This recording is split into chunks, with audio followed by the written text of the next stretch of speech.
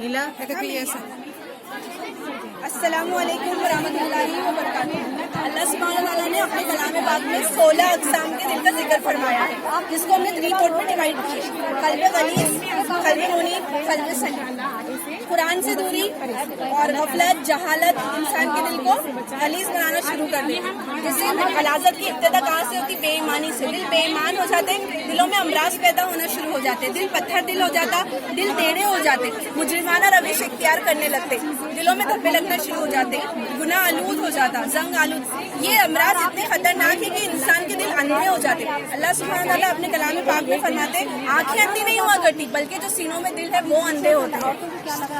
اندھا پن ان the sense اللہ کی نشانیوں کو دیکھتے پر غور و فکر نہیں کرتے، تو یہ جو غور و فکر نہیں کرتا وہ نہ سوچنے والا دل ہوتا، اور یہاں تک کہ انسان کا دل متکبر بن جاتا۔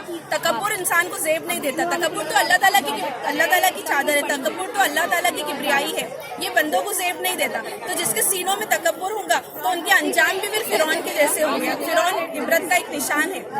ہم میں سے کوئی نہیں چاہیں گا کہ اس کا دل غلیظ ہو، تو ہم اپنے دل کو اچھائی کی طرف لے کر آئیں گے، ہم اپنے دل کو منیب بنائیں گے۔ منیب یعنی رجوع کرنے والا دل۔ کیسے بنائیں گے ہم اپنے دل کو منیب دل؟ توبہ استغفار کرنا، دعاؤں کی کثرت، صبح و شام کے اذکار پڑھنا، روز قرآن کی کثرت پڑھنے سے دل کیا بن جائے گا؟ دل منیب یعنی رجوع کرنے والا دل۔ رجوع کرنے کی برکت اتنی ہوگی اللہ تعالیٰ کی کہ پھر اللہ تعالیٰ سے رجوع اللہ سے کیا ہو جائے گا؟ دل میں ایمان کی روشنی پیدا ہو جائے گی۔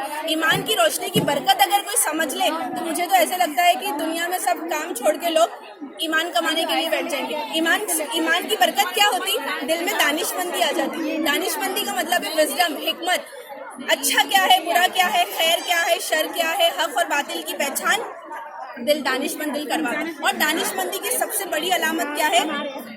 لرزنے والے دل، اللہ کے تقویٰ سے لرزنے والے دل۔ اتنا ڈر پیدا ہو جاتا اللہ کی نشانیوں میں غور و فکر کرنے کے بعد کہ دل لرزنے والا بن جاتا۔ اور پھر آخر میں دل مطمئن کیسے ہوتے ہیں ہم؟ ہمارا دل مطمئن کیسے بنائیں گے؟